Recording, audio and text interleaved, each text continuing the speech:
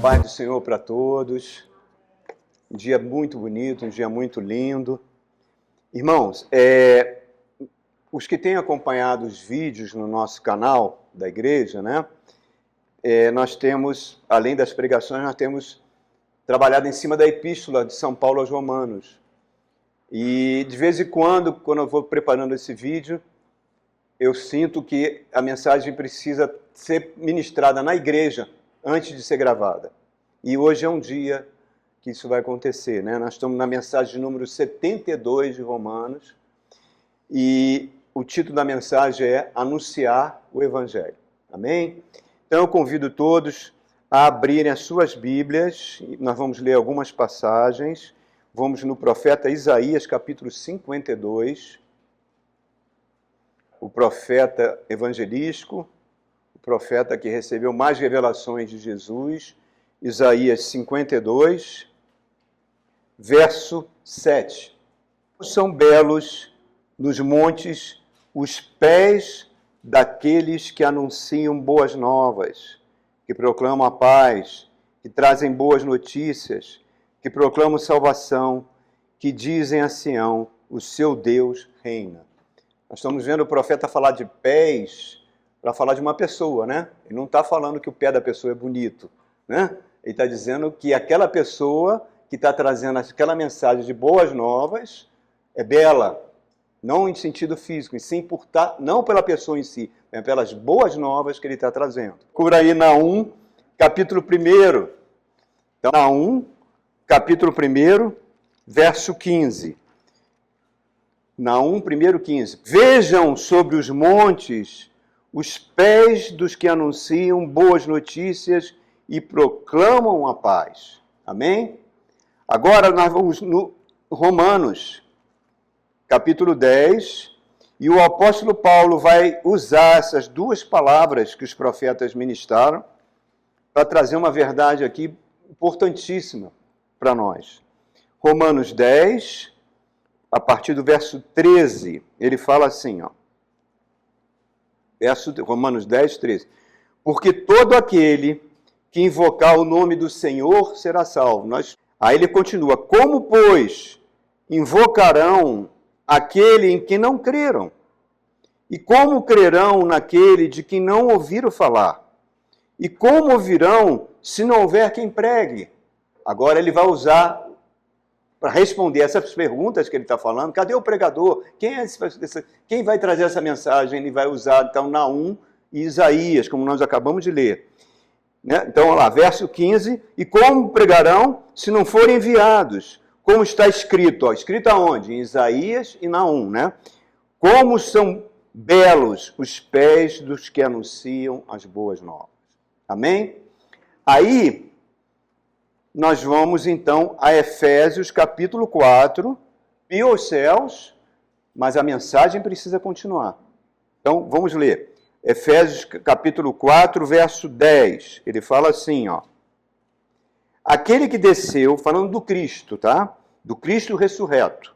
Aquele que desceu é o mesmo que subiu acima de todos os céus, a fim de encher todas as coisas. Está falando de Jesus, o Rei do Universo, o Senhor dos Senhores, aquele que vai vir para implantar o reino de Deus de forma definitiva, que vai julgar vivos e mortos. É dessa pessoa que o apóstolo está falando, o Cristo. Aí ele continua. E ele designou, foi Jesus que designou, irmãos, não percamos isso de vista, tá? E ele designou alguns para apóstolos, que já morreram, outros para profetas, outros para evangelistas e outros para pastores e mestres. Para quê? Com que objetivo? Aí ele fala, com o fim de preparar os santos. Quem são os santos? São vocês, somos nós. A palavra santo significa aquele que foi separado para Deus, né? A fim de preparar os santos para a obra do ministério, para que o corpo de Cristo seja edificado, até que todos alcancemos a unidade da fé e do conhecimento do Filho de Deus e cheguemos à maturidade. Olha só como isso é importante, irmãos. E cheguemos à maturidade, atingindo a medida da plenitude do Cristo. Que coisa fantástica, irmãos. Olha, ele continua. O propósito é que não sejamos mais como crianças, levados de um lado para o outro por todo vento de doutrina e pela astúcia e esperteza de homens que induzem ao erro. Olha só, Jesus já sabia que isso iria acontecer, né? Então, ele edifica, o que ele faz? Ele chama pastores e mestres para trazerem as boas novas, para edificar o corpo de Cristo. A gente não pode perder isso de vista, irmãos, nunca. Continua, verso 15. Antes, seguindo a verdade em amor, cresçamos em tudo naquele que é o cabeça, Cristo. Dele todo o corpo ajustado e unido pelo auxílio de todas as juntas, cresce e edifica a si mesmo. Está falando da igreja. Se edifica a si mesmo em amor, na medida que cada parte realiza a sua função. Imagina a seguinte situação, irmãos. Filipe vai dormir, certo? Ele chega, está se aproximando da cama, ele está sozinho no quarto, Elisa não está lá, ele está sozinho. De repente ele tem uma visão. Estou contando uma história imaginária, tá? Ele tem uma visão. Ele sabe que não está sonhando. Ele sabe que está na sua plena consciência. É como se o mundo espiritual que está aqui abrisse aquela janela e ele enxergasse algo que vai acontecer. E aí ele está olhando, ele está ali e de repente ele vê um edifício que tem na frente da casa dele. Isso é uma história hipotética, tá, irmãos? Lindo, um edifício de alto luxo. E ele, o que ele faz? Ele está olhando para aquele edifício e o edifício começa a pegar fogo, há uma explosão, as pessoas que estão dentro, aquela gritaria, vai morrer todo mundo. E isso é uma tragédia está acontecendo com aquele prédio, mas ele está vendo aquela coisa toda, está sendo trazido para a mente dele, e nisso, de repente, ele percebe, a visão mostra para isso, que ali é uma espécie de um túnel, um caminho que os moradores não conhecem. Mas pouquíssimos moradores daquele prédio viram aquilo, andaram naquele caminho e foram salvos. Muito poucos, a grande maioria, mais de 90% morreu. Aí Filipe tem essa visão, ele fica perturbado, né? Como qualquer um de nós ficaria. Porque não foi sonho, ele está acordado. Ele ora e o Espírito toca no coração dele e fala, você tem que avisar aquelas pessoas lá. Aí no dia seguinte, Filipe atravessa a rua, vai lá no prédio, fala com o porteiro, quer falar com o síndico do prédio. O que o senhor quer falar? Não, eu moro aqui em frente, eu tenho uma mensagem e tal. Aí ele telefona para a casa do síndico. Eu estou viajando, né? Ele telefona para a casa do síndico, o síndico pega o telefone e responde ao Filipe, sim, o que você deseja? Eu moro aqui em frente, eu queria comunicar ao senhor. E ele conta a visão. Aí o síndico, mais um maluco que apareceu aqui para mim. Tá, meu filho, obrigado, tchau. Aí liga para o porteiro, não deixa esse maluco entrar aqui, cara. Não deixa esse cara aparecer aqui. Em suma, ignoraram completamente Filipe. Mas Filipe não consegue ficar em paz. Porque ele sabe o que vai acontecer. Ele sabe, ele recebeu uma revelação. Então ele vai para a rua, ele pega um megafone e começa a gritar para o prédio. Esse prédio vai explodir. É um Jonas, né? Que está em Nínive. Essa cidade será destruída, né? E começa a falar, aí o pessoal chama a polícia, Filipe é preso, depois é solto, mas Filipe não consegue sossegar, ele vai lá para fora, alguns começam a debochar dele, muitos riem, muitos não estão nem aí para a mensagem, mas 2 ou 3 moradores se aproximam do Filipe. Como é que o senhor sabe disso? E Filipe conta, vai acontecer isso, e tem aqui dentro do prédio de vocês, o engenheiro que fez uma espécie de um caminho, é por ali que vocês têm que sair, senão vocês vão morrer. E acontece. O prédio explode, pega fogo, uma grande tragédia, e 4 moradores conseguiram escapar por aquele túnel que o Filipe indicou. O que isso lembra a vocês? Isso é a mensagem do Evangelho, irmãos. Esse mundo será destruído. Não ficará pedra sobre pedra. Tudo será consumido pelo fogo. E aqueles que entregarem a vida a Jesus Cristo, a Bíblia mostra isso para a gente, será salvo. Será salvo da ira do Senhor. Será salvo do inferno. Mas o que acontece? Muitos são chamados. O Evangelho está sendo pregado por todo mundo. Mas poucos são os escolhidos. No Apocalipse, João tem a visão de milhões ali do lado do trono de Deus, louvando com vestes brancas, que significa pureza, com palmas na mão, que significa vitória, louvando o Senhor. Está lá no Apocalipse. Povos de várias nações, de várias épocas ali, por quê? Foram aqueles que ouviram a mensagem do Evangelho e creram, cumprindo a promessa que Deus fez a Abraão, que disse, em ti serão benditas todas as nações da terra. Conta, Abraão, as estrelas do céu, conta a areia do mar. É impossível contar, esses serão os que serão salvos pela mensagem do Evangelho. Então, irmãos, mas essa multidão, perto da humanidade, é muito pouca. Que Paulo está perguntando, cadê aquelas pessoas que vão trazer a mensagem da salvação? Então, vamos entendendo o que o apóstolo Paulo está falando aqui. Vamos ler de novo o verso, vamos voltar lá em Romanos, que é um texto lindo, Romanos 10, vamos ler de novo. Olha aí o verso, nós lemos do verso 13 a 15. Como, pois, invocarão aquele que não creram? E como crerão naquele de que não ouviram falar? E como ouvirão se não houver quem pregue? E como pregarão se não forem enviados? Como está escrito, como são belos os pés dos que anunciam boas novas. Essa mensagem, esses dois versos, irmão, é a carta patente das missões. Nosso Deus no Antigo Testamento é um Deus missionário. É Abraão, serão benditas todas as nações. Jesus é um missionário de Deus. A igreja é a missionária de Jesus. Então, reparem, irmãos, a pregação, ela precisa estar disponível para que as pessoas ouçam. Eu não posso, repito, não posso crer em alguém que nada sei. Eu preciso ouvir a mensagem do Evangelho, que a mensagem do Evangelho é o poder de Deus para todo aquele que crê. Então eu preciso ouvir. Aí começa a surgir a necessidade do pregador, do arauto. Arauto era aqueles homens que ficavam nas fortalezas e avisavam o povo. Davi no exército inimigo, chamava-se arauto.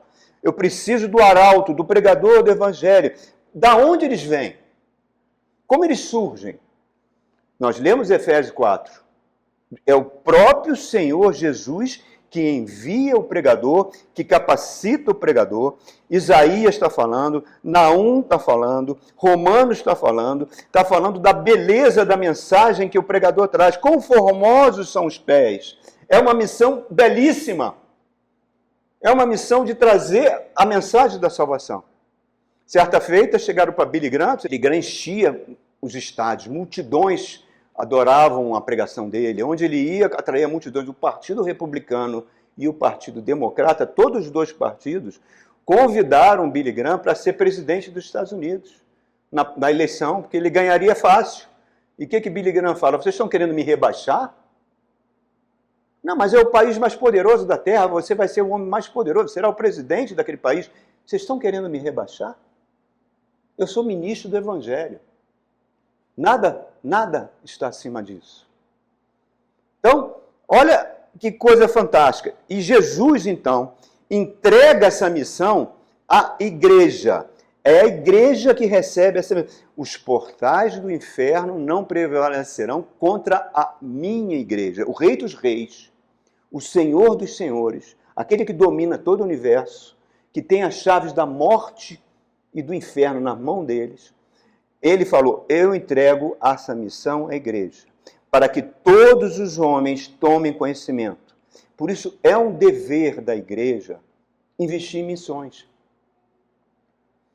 Nós precisamos investir em missões. Eu não posso ir para a África.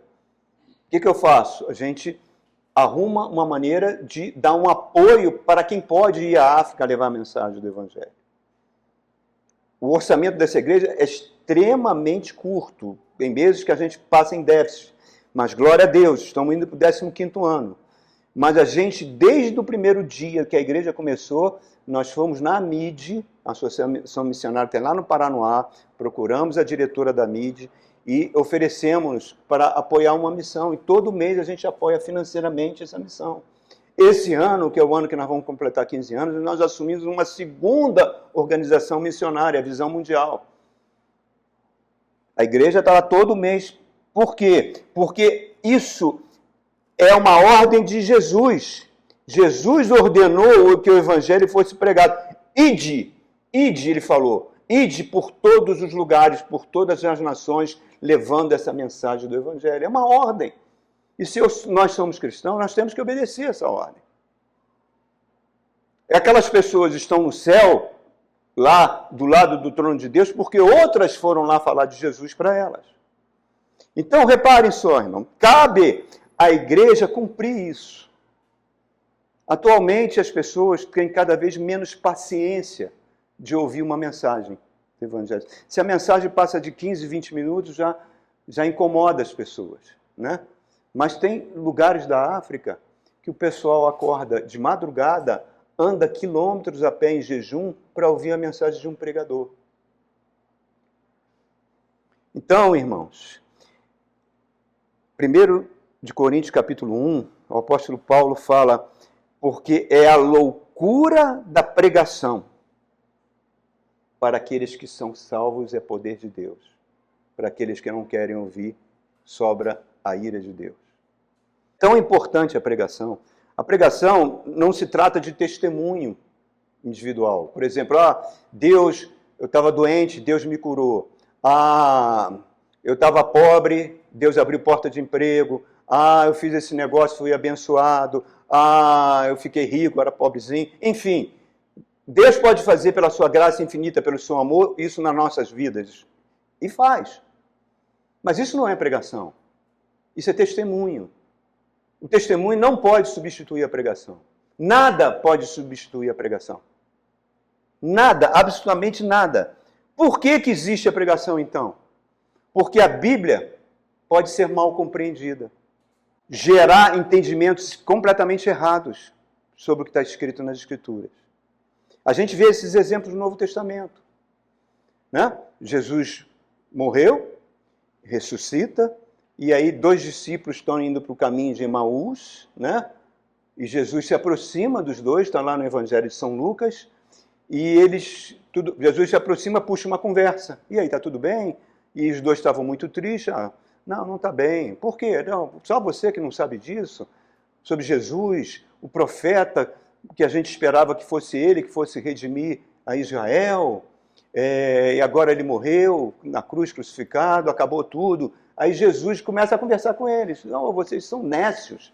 Não sabia que o Messias tinha que padecer isso tudo? E a Bíblia fala que ele foi explicando a Bíblia, explicando as Escrituras para eles, à medida que caminhavam, mostrando que era necessário que o Messias padecesse. Quando eles entram em casa, Jesus ameaça, não, entra aí, vamos tomar um cafezinho, senta aqui na mesa, senta, prepara um lanchinho para Jesus. Jesus parte o pão e some da presença deles. E eles ficam, um olhando para o outro, era ele. E o que eles falam? Ardia o nosso coração à medida que ele explicava as Escrituras. Então, irmão, reparem como é importante isso, irmãos. Nós temos vários exemplos. Tem lá em Atos capítulo 8, logo depois que Estevão é morto, começa uma grande perseguição da igreja, a igreja foge, vai para Samaria, e as pessoas vão um falando para o outro, Jesus ressuscitou, Jesus ressuscitou. Quer dizer, o evangelho foi sendo pregado, foi sendo levado, mas quem pregava não eram essas pessoas, quem pregava era Filipe. Você vê lá no Atos 8, ele estava pregando o evangelho para multidões. E aí acontece o seguinte, ele está pregando ali, a gente não sabe como, diz que o Espírito pegou ele, olha, não sei como pegou, a Bíblia não diz como, e levou ele para o deserto. Quando chegou no deserto, ele viu uma carruagem de luxo, que era um ministro da rainha da Etiópia. E o Espírito falou, corre atrás da carruagem. Tenta imaginar um ser humano correndo atrás de vários cavalos. Tem que ser uma coisa sobrenatural. Ele correu, encostou, vira para o eunuco estava lendo o quê? A Bíblia, Isaías 53. Aí ele estava falando, você está entendendo o que você está lendo? Correndo e falando. Né? E ele fala, ele está falando aqui, ele foi subindo como renovo, como raiz de uma terra seca, não tinha beleza que nos agrada. Quem o profeta está falando? Está falando dele mesmo? Ele fala, para a carruagem, que eu vou te explicar. Aí ele entra e explica que Isaías 53 é a visão do Cristo morto na cruz e depois ressuscitado. À medida que ele explica, o Espírito Santo toca, abre o entendimento. Olha, por quê? Porque a palavra é a espada do Espírito. Ela penetra no ser humano, é só a palavra de Deus faz isso. E faz separação entre alma e espírito. Entre o nosso psique e o nosso espírito. Para quê? Para que ele entenda a palavra. E, à medida que ele explica, ele devia estar perto de um oásis, viu ali um laguinho, ele falou, tem água ali, o que falta para eu ser batizado? E Filipe batiza ele. E esse homem vai fundar a igreja mais antiga do mundo, a igreja copta da Etiópia, que existe até hoje. E diz que assim que ele é batizado, o Espírito pega de novo Filipe e leva de volta para Samaria para continuar a pregação. A verdade estava diante do eunuco, né? Esse príncipe, esse ministro da Etiópia. Estava diante dele, mas ele não entendia, ele precisava de um expositor. Por isso que Jesus, está lendo em Efésios 4 aqui para a gente, ele concedeu ministérios de ensino. Para quê? Para que a gente não seja como um menino, levado por todo vento de doutrina, levado de um lado para o outro. Eu sei o que é vento de doutrina. Eu passei por várias igrejas no Rio de Janeiro, tinha aquela igreja do Caim no poder, tinha a igreja do dente de ouro, tinha a igreja disso. Toda hora surgia uma doutrina nova. Teve uma vez que a moça caiu do poder, rachou o crânio e eu tive que levar ela para o hospital. Eu com um mês de convertido. Tenta imaginar, você com um mês de convertido. Eu falei, meu Deus, a pergunta que eu fiz para o pastor, o Espírito Santo está aqui não? E ele ficou me explicando, eu não consegui entender a explicação dele. Então, irmãos, isso são ventos de doutrina, que continuam desde o início da igreja. Não basta você ter a Bíblia, irmãos. Não basta, até a presença do Espírito Santo em você, ela precisa que você receba a palavra. Você pode ter vários auxílios extras. Você pode ligar a televisão para ver um pregador, você vai no YouTube, está lá a mensagem, você assiste a mensagem, mas quando você desliga, não fica na sua mente. Vai ficar por pouco tempo. Sabe por quê? Porque é na igreja. A igreja que Paulo fala, a igreja do Deus vivo. 1 Timóteo capítulo 3, verso 15. A igreja, Timóteo, é a igreja do Deus vivo. Por isso ela é coluna e baluarte da verdade. É no ambiente do culto, onde tem aquele ambiente que a gente prepara o culto, tem o louvor, tem a adoração. As pessoas, quantas vezes pessoas que passavam com a vida toda perturbada, passam na frente da igreja, entra, ouve o louvor, ouve a mensagem. Aqui mesmo já aconteceu isso e acontece. E a pessoa sente a presença do Espírito Santo. Por quê? Porque a palavra está sendo pregada. Nada substitui a palavra. Então, esse ambiente espiritual, mas a palavra, ela tem que se basear na verdade. A igreja é coluna e baluarte da verdade. A espada do Espírito Santo que separa a alma do espírito. Por isso que Satanás se empenha desde o início da igreja para substituir a palavra por outras coisas. Às vezes testemunhos que duram tempão, vários testemunhos, e aí sobra pouquinho tempo para pregar a palavra. O louvorzão, pouquinho tempo para pregar a palavra. Porque é a palavra, irmãos. Nada substitui a palavra. A palavra é algo sobrenatural. Irmãos, você pode ler muitos livros piedosos. Você pode assistir pregações bonitas, né? Você pode ter nas redes sociais pregações bonitas, mensagens bonitas, mas nada substitui a igreja. A igreja é coluna e baluarte. Você pode formar ministério de células, onde esses ministérios, alguém vai levar a palavra. Você pode fazer encontros de casais, né? Eu estou falando isso que eu já participei de tudo isso. Encontro de casais, onde o casamento está com problema, a pessoa ouve aquela mensagem, cria-se aquele ambiente de ternura, de amor, cartinha de filho, não sei o quê. Mas se não tiver palavra, o casamento continuará em crise. Não adianta, irmãos. Nada substitui a palavra. Né? Você pode criar com ambiente de célula que as pessoas têm comunhão, criam-se amizades,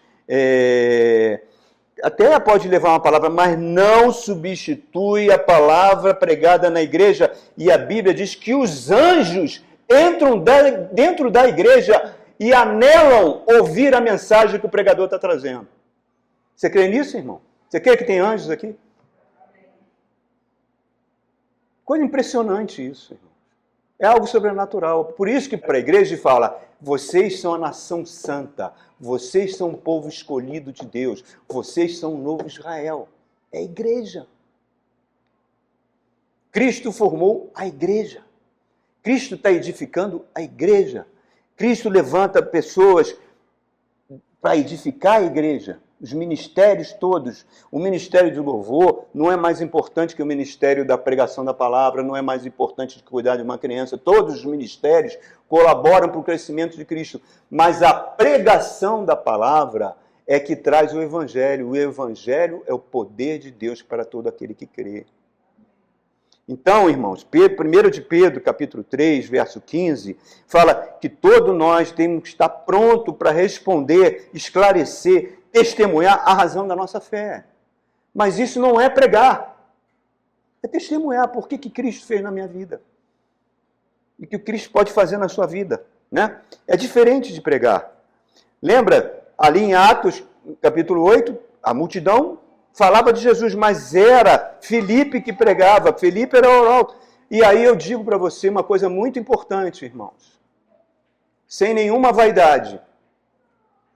Nem todos são chamados para pregar. É uma vocação que Deus dá. Deus dá. Né?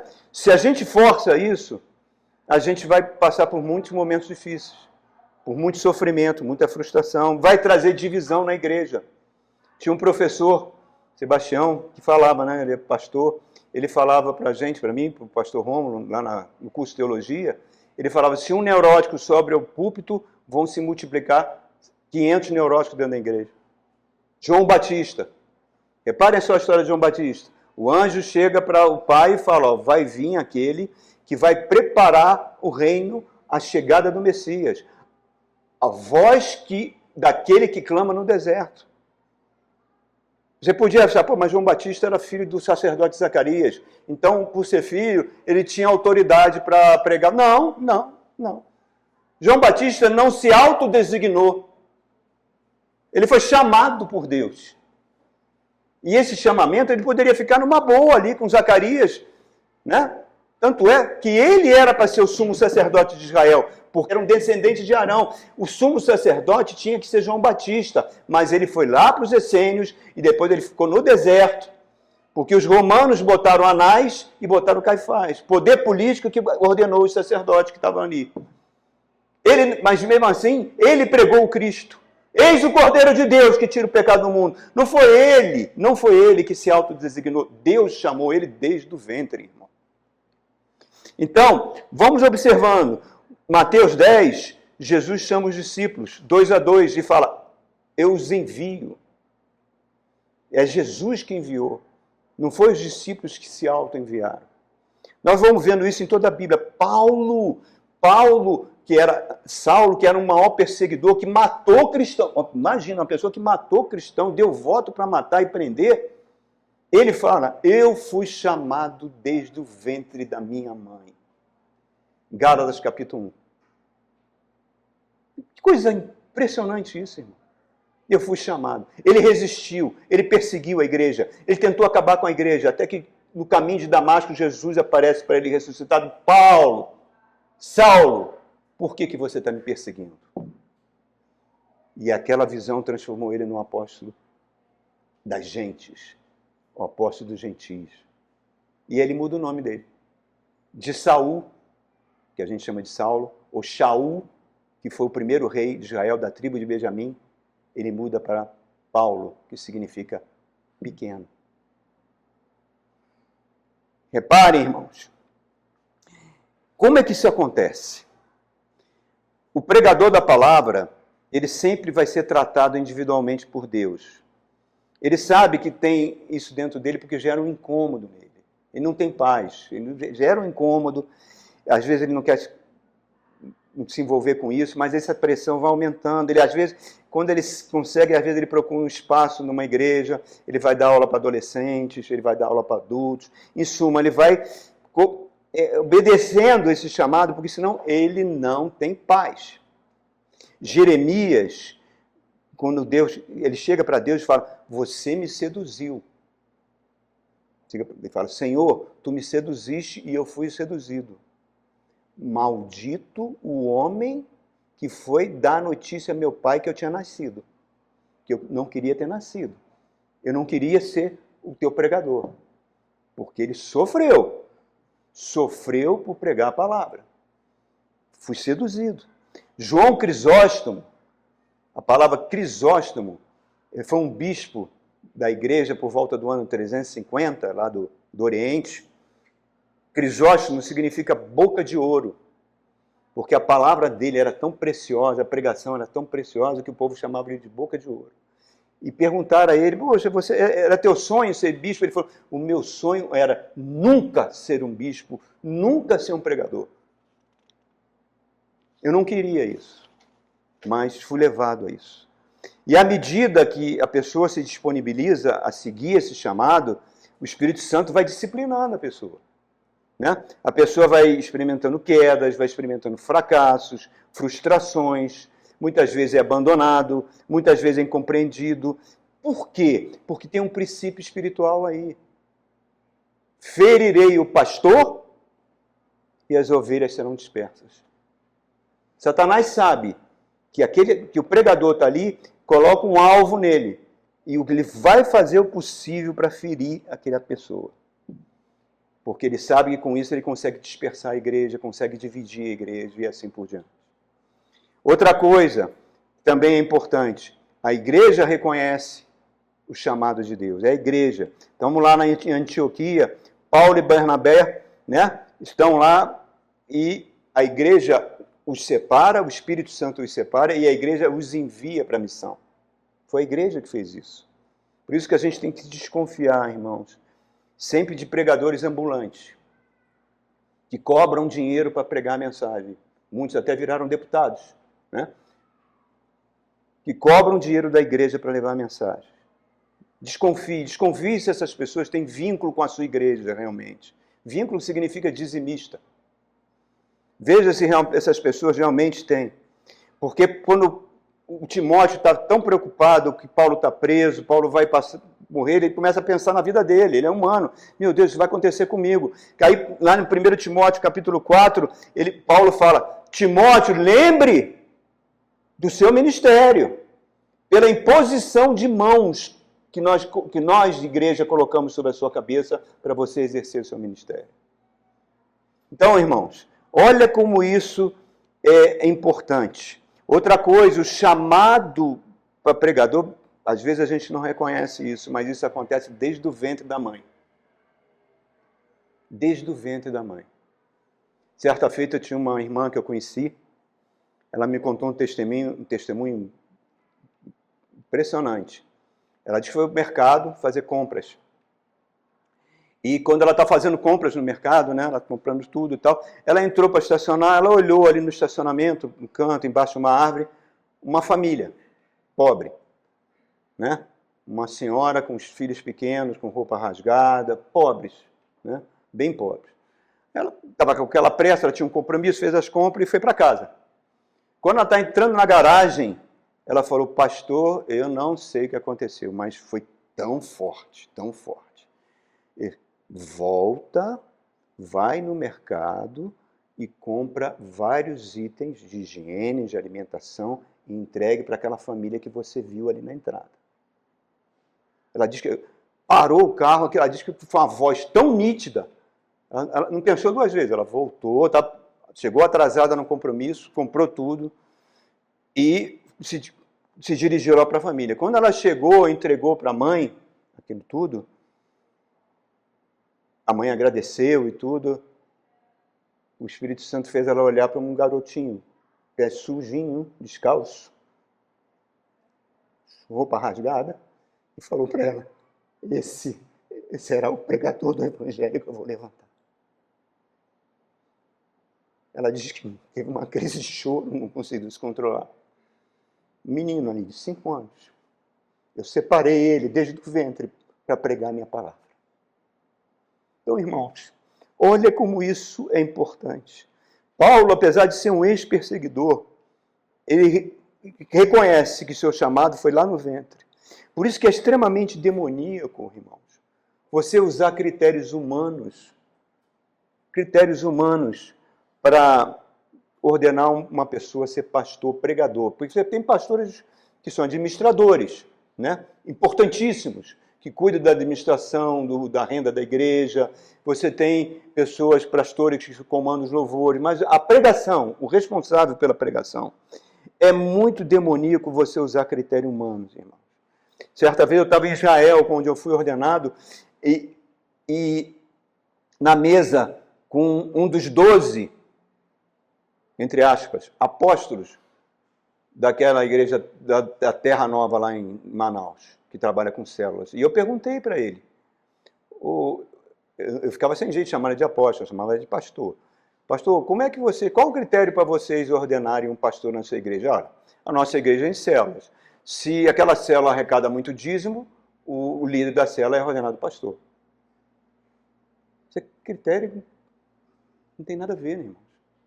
Né? Você vê, aquela pessoa é um advogado, ele sabe falar em público, ele vai ser um bom pastor, porque ele tem uma boa oratória. Não tem nada a ver. Ele é um professor, ele tem uma ótima oratória, sabe falar. Não tem nada a ver. Ele é psicólogo, ele trata as pessoas, ele tem capacidade de compreender o problema humano, será um ótimo pastor. Não tem nada a ver. Ele é um político, vai ser importante ouvir isso aqui. Isso não tem nada a ver, irmão. Porque ele é um empresário, ele subiu na vida, tem muito dinheiro, vai ser útil para a igreja. Não, ele é filho do pastor. Então, se ele é filho do pastor, é hereditário, é unção. Não tem nada a ver, tudo isso são critérios humanos. É Deus que chama. Não são os homens, irmãos. A igreja não pode boicotar os chamados. Irmãos, certa feita, eu vou falar o nome dele aqui porque é uma pessoa que eu admiro muito, pastor Dernival, líder da Assembleia de Deus do Guará, né? Deu aula pra gente. E ele conta que na década de 60, ele menino aí, 18 anos, ele estava no seminário, né, da igreja, e aqui nessa igreja da Baleia tinha dormitórios embaixo para os alunos, né, dormirem. Então ele disse que chegou um rapaz de manhã, só com a roupa do corpo, e foi para a rua pregar. Naquela época se usava até bumbo, né? Batia no bumbo, não sei se vocês já viram isso. Batia no bumbo, falava do evangelho, falava na rua, na praça pública. E ele saiu de manhã, chegou no final da noite, super feliz. Ele falou, poxa, foi tão bom, algumas pessoas aceitaram Jesus ali, foi tão bom. Ele contou essa história com os olhos cheios de lágrimas. Aí eu perguntei, pastor Denival, cadê essas pessoas? Porque não tem mais isso. Eu não vejo mais isso. Pelo menos na sua denominação, que era tão comum, eu não vejo mais. Ele falou, os tempos mudaram, meu filho. Os tempos mudaram. As pessoas mudaram. Outras coisas são mais importantes. Irmãos, olha só. Quando o bispo Roberto Macarister veio ao Brasil na década de 50 e fundou a Igreja de Nova Vida, a pregação, eu fui testemunha. Eu, Cristina, fomos testemunhas. Eu me converti na Igreja de Nova Vida, né? Da palavra fantástica que aquele homem trazia. Agora, muitos saíram dali e fundaram outras denominações. Saíram da Nova Vida e você pega o ensino, não tem nada a ver. Não tem mais nada a ver com a palavra. Foram outras mensagens que foram sendo dadas. Apesar das igrejas que essas pessoas fundaram ter crescido bastante, mas você entra, a mensagem do Evangelho é muito diferente. É a ênfase na aqui e agora, na prosperidade, etc, etc, etc. E um estudante também conosco, comigo, o pastor Rômulo, sabe dessa história, que ele se converteu numa dessas igrejas que dá prosperidade, mas ele ficou tão feliz que ele ouviu falar de Jesus, ficou tão feliz que ele tinha uma ótica. aqui em Recanto das Emas, ele tinha uma ótica que era dele, ele procurou o pastor daquela igreja e falou, pastor, eu posso abrir um ponto de pregação? O cara tinha 1 mês de convertido, irmão. Posso abrir um ponto de pregação? Eu alugo um galpão. E deixaram ele ir. E aí ele diz que pegava um violão, não sabia nem tocar, ele batia no violão e falava de Jesus e chegava pessoas alcoolizadas, drogadas, entregava... Aquele galpão começou a crescer. E aí o pastor da igreja foi lá perguntar se ele estava vendendo os livros do reverendo. Ele falou, poxa, não estou, aqui as pessoas são muito pobres, então você passa esse galpão para a gente, você não será mais não. Mas e as almas? Primeiro vem o dinheiro, depois vem as almas. Falou isso para ele. Falou isso para ele. Ele ficou com raiva de igreja, não queria saber mais de igreja e abandonou. Anos depois o Espírito pega ele de novo.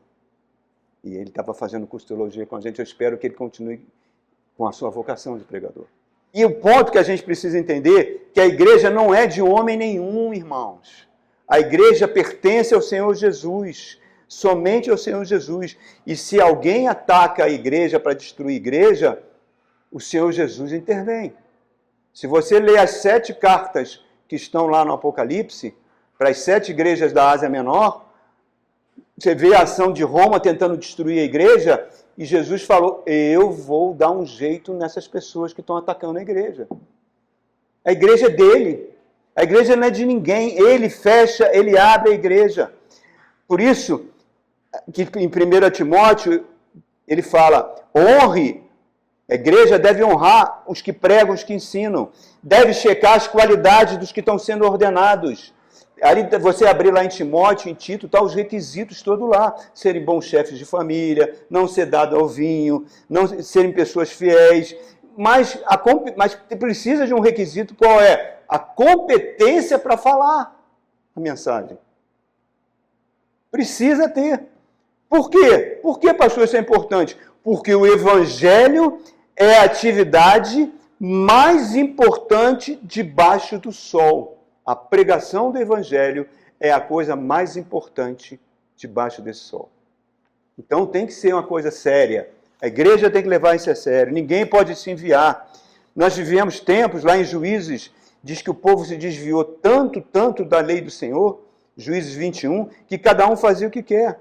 Hoje você abre as redes sociais, irmão, você se assusta. Com os pregadores, influenciadores, você se assusta. Por quê? Porque não estão obedecendo um requisito básico. Qual o requisito? Por favor, abra a sua Bíblia. 2 Coríntios, capítulo 2, o apóstolo Paulo fala para a igreja de Corinto o seguinte, verso 17, olha o que ele fala. Ao contrário de muitos, não negociamos a palavra de Deus visando lucro. Antes, em Cristo falamos diante de Deus com sinceridade, como homens enviados por Deus. É isso, irmãos. Não visamos lucros. A gente viu recentemente aquela pastora do Pix com jaqueta da Gucci pedindo recurso via Pix. Irmãos, isso está totalmente contrário ao Evangelho. E por isso, irmãos, a gente precisa atentar ao seguinte, que o pastor que vai pregar o Evangelho, um dos requisitos, ele tem que ter amor pelas almas. Amor pelas almas não é controlar a vida das pessoas. Não é dizer para a pessoa, você vai fazer isso, vai fazer aquilo. Ah, pastor, eu quero fazer esse curso. Não, irmão, o meu dever é pregar a mensagem. Eu prego a mensagem para você, para que você tenha discernimento espiritual, você mesmo tome as suas decisões, se deve ir àquele lugar ou não ir. Eu não vou dizer nunca para você se você deve ir ou não. Nunca. Ah, pastor, eu devo...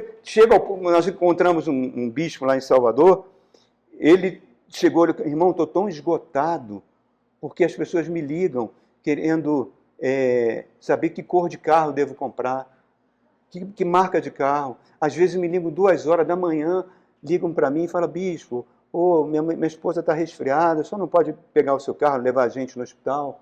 O homem estava esgotado. Isso não é a função dele, a função dele é pregar a palavra.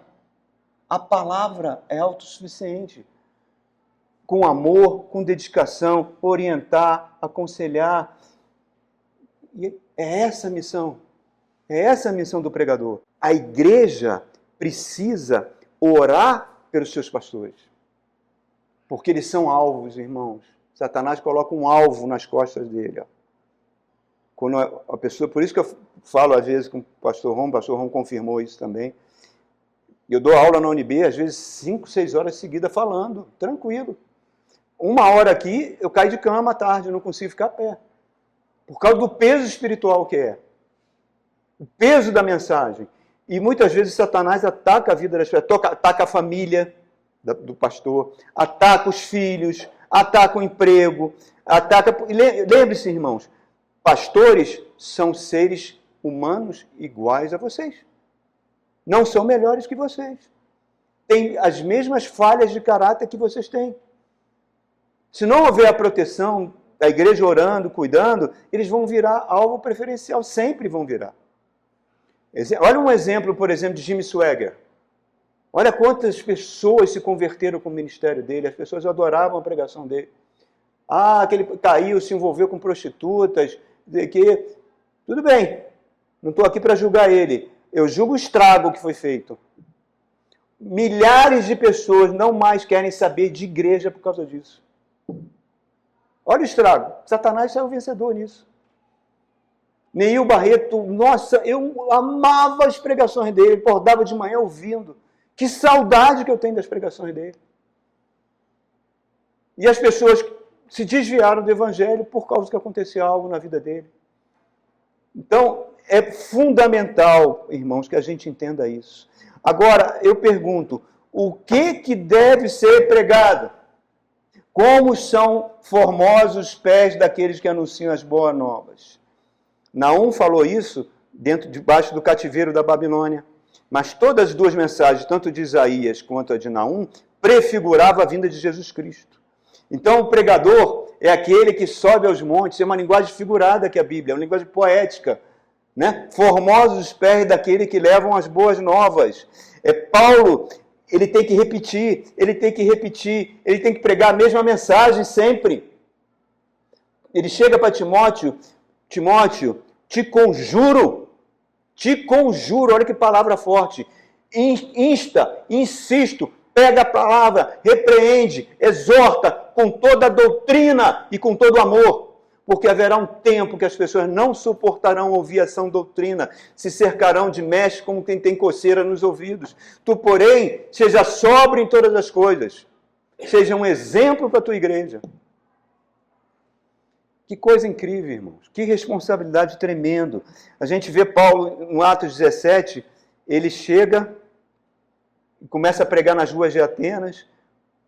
Os filósofos epicureus, estoicos, né, que era a filosofia, chama Paulo, vem cá, que novidade é essa que você está pregando? Vamos fazer o seguinte, vamos aqui no Aerópago. Se for a Atenas, está lá o Aerópago.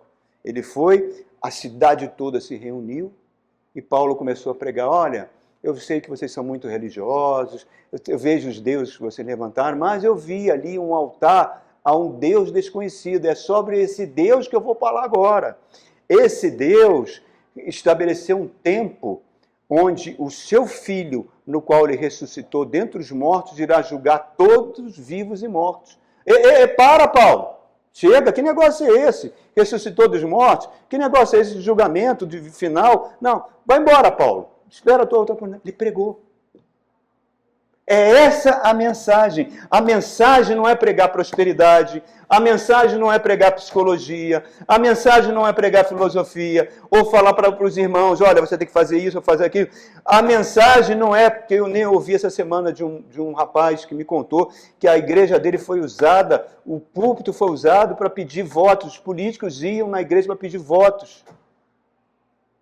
E vocês sabem que hoje nós temos quantos deputados? 520, né? É o número de deputados. Sabe quantos tem da bancada evangélica? 380. 380 pastores na Câmara dos Deputados. E esses homens foram os homens que essa semana, para poder o governo compensar que as pessoas com até 5 salários mínimos não pagassem imposto de renda, para o governo não ter esse rombo, fez um projeto de lei para taxar as betes que estão destruindo famílias, para que as betes paguem imposto. Os pastores evangélicos foram contra. Foram contra. Os pastores evangélicos estão sendo a favor dessa lei que vai acabar com toda a proteção ambiental. Os pastores evangélicos são a favor da arma. A bancada boi, bala, como é que é? Boi, bala, Bíblia. São eles, irmãos. São eles. Como é que uma pessoa usa a igreja para fazer um negócio desse? Então nós estamos vivendo isso, irmão. Eu estou despindo o evangelho da sua glória. Com todo respeito, irmãos. Às vezes, o que o pastor tem que falar? Os pastores têm que falar de Jesus. O Espírito Santo pega um holofote e aponta para o Cristo, para a cruz de Cristo. Ele morreu e ressuscitou por nós, para nos dar vida. Ele conquistou uma vida para nós. À sua volta nós seremos transformados, seremos como Ele é. Viveremos para sempre com Ele, reinaremos com Ele. Isso é o Evangelho. Essa é a mensagem que tem que ser pregada. Com todo respeito, irmãos, eu estou falando várias coisas aqui com temor de Deus. Com todo respeito aos irmãos católicos. Todo respeito e amor, porque eu fui católico, minha mãe foi católica, eu vim de família católica. Tá? Foram criadas muitas doutrinas que desviam de Jesus. Onde Jesus não é exaltado, irmãos. Maria não existiu nem existirá uma mulher como ela. Ela tem que ser reverenciada, honrada, respeitada, a mãe do Cristo. Mas ela não é Deus. No século XIX, ano 1800 e pouco, o Papa decretou uma bula papal, uma bula onde ele diz que aquilo é uma lei, que é a verdade de uma lei, dizendo que o Papa é infalível. Bula da infabilidade do Papa. Então, o que ele decretar é o próprio Deus falando. Primeiro ele fez isso, ano 1850. Um ano depois, ou 2 anos depois, ele faz outra bula, dizendo que Maria não nasceu de uma relação sexual. Ela é imaculada, porque ela não nasceu de uma relação. É que nem Jesus, o Espírito Santo engravidou. Não existe nada na Bíblia que fale sobre isso. Depois diz que ela não morreu, que ela foi arrebatada, a ascensão de Maria. Então reparem que criaram-se doutrinas, fora santos, né, que desviaram. Então você vê, por exemplo, um Círio de Nazaré, 2 milhões de pessoas segurando uma corda, exaltando Maria, que tem que ser respeitada, exaltada, não é isso que eu estou falando. Mas cadê Jesus? Cadê o foco em Jesus? É Ele que morreu na cruz. A Bíblia ela fala que João passou a cuidar de Maria até a morte de Maria. Quando ele vem da ilha de Pátimos, os primeiros cristãos escrevem que Maria foi viver com ele em Éfeso, onde ela morreu lá. Então criou-se toda uma doutrina, irmãos, que onde ela é Aparecida, Círio de Nazaré, Fátima, tudo bem, ela tem que ser respeitada. Eu não estou aqui para dizer, peço perdão a Deus se eu estiver falando alguma blasfêmia, mas ela não é Deus. Ela não é Jesus Cristo.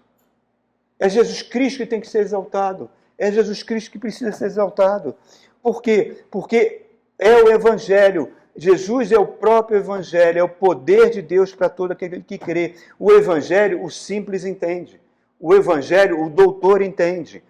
Agora, aqueles que estão em Cristo Jesus estão livres. Livres, irmãos. Fomos livres, foram libertados da lei do pecado e da morte. Recebemos a lei do Espírito da vida. Foi Jesus que fez isso, irmão.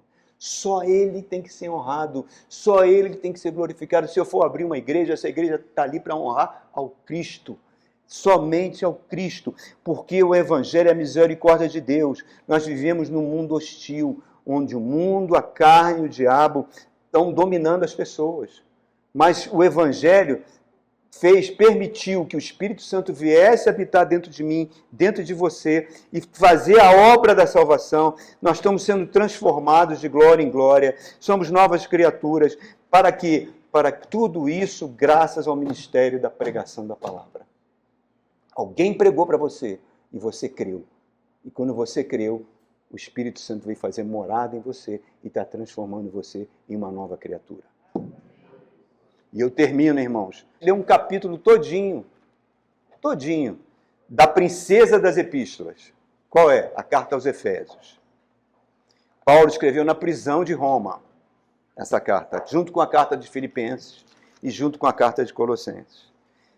Dizem que o esgoto da cidade entrava por dentro da prisão e pegava até o joelho de Paulo. Foi nesse ambiente que ele escreveu a Carta da Alegria e escreveu esse capítulo 3. Por essa razão, Efésios 3, por essa razão eu, Paulo, sou prisioneiro de Cristo por amor de vocês, gentios. Certamente vocês ouviram falar da responsabilidade imposta a mim em favor de vocês pela graça de Deus. Isto é, o ministério que me foi dado a conhecer por revelação, como já escrevi em poucas palavras. Ao lerem isso, vocês poderão entender a minha compreensão do mistério de Cristo.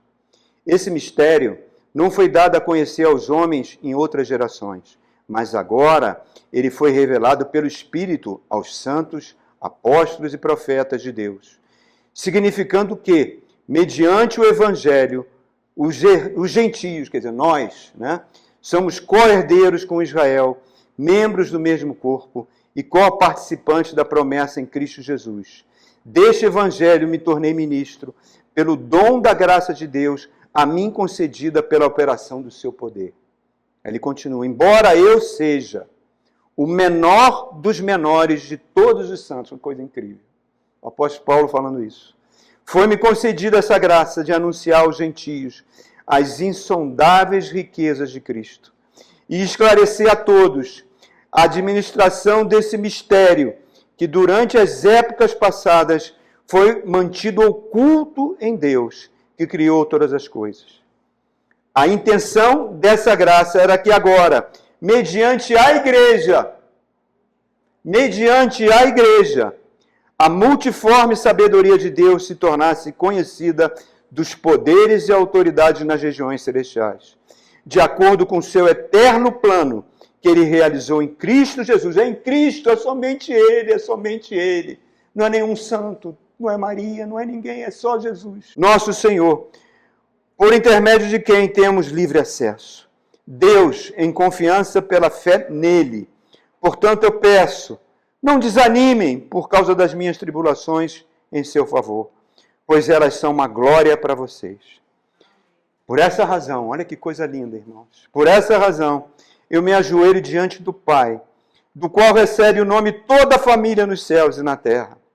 Oro para que, com as suas gloriosas riquezas, Ele os fortaleça no íntimo do seu ser com poder, por meio do seu Espírito, para que Cristo habite no coração de vocês mediante a fé.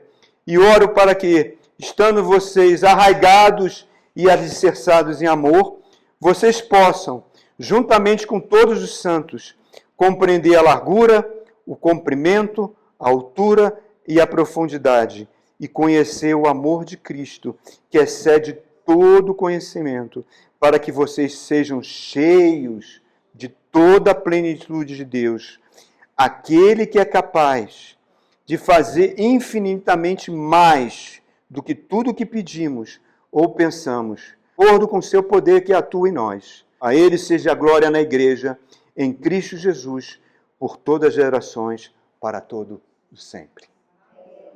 Amém, irmãos. Que isso fique nos nossos corações, que a gente entenda a importância da igreja, que a gente entenda a importância do nosso chamado, que a importância de nós fazermos parte disso, porque um dia, meu irmão, nós vamos estar todos lá no céu, numa grande celebração. Que Deus abençoe a vida de cada um.